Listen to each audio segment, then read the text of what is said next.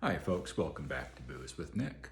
Weather is cooling off nicely here in the Pacific Northwest, which means we are happily rolling into stout season. Stouts are one of my, and always have been, one of my favorite styles of beer. They're almost like the comfort food of the beer world.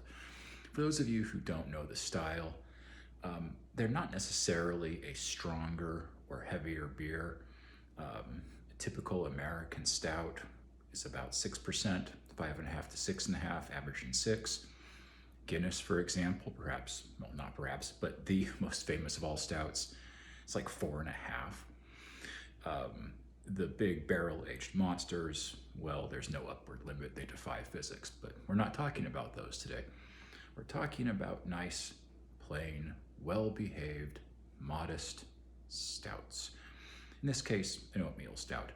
So why is a stout black? Well, it's because they roast the malt. It's that simple. And that's where you get all the roasty, toasty, coffee-ish or chocolate flavors that make stouts, well, the comfort food of beer. This particular stout, as I duck off camera, is from, I rehearsed this, can you tell? The Block 15 Brewery from Corvallis, Oregon. This is their Nebula Oat Stout. I guess this is National Corvallis Day or something, because I just reviewed a cider from that town, earlier on. Anyway, Block 15 opened up probably about, well, actually like 15 years ago, give or take. So what you might consider the third wave of breweries to open in the Oregon microbrew world. They're owned by a husband and wife team. The guy's name is Nick, no relation. And they put out some really nice beer. Not all their styles are what I'm into. I think half of what they make is hazy something, and I don't care. But they do a really nice stout with actual rolled oats. They use English Maris, which is a relatively common malt, I think used in like ESBs. Don't quote me on that, I'm not a brewer. And then they have 5 dark or roasted malts, which are apparently a proprietary secret blend.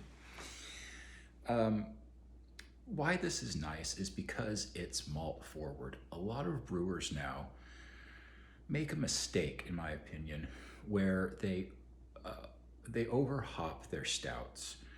So that thins out the malt character, and it makes the stouts finish too dry and too tannic, which is not satisfying. A stout should be medium dry.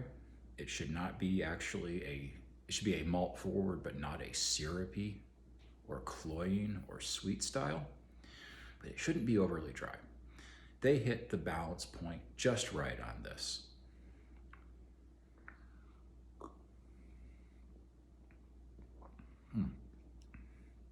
Full but gentle, roasted, like a mouth-filling roasty flavor, but nothing dry, nothing tannic feeling about it.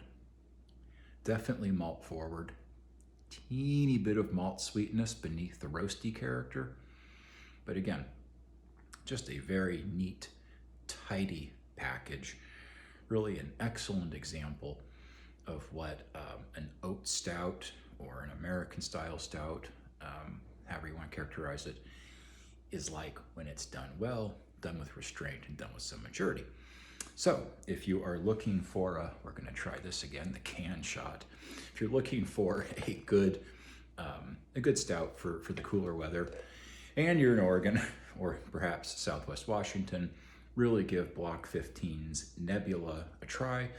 They also ship in Oregon.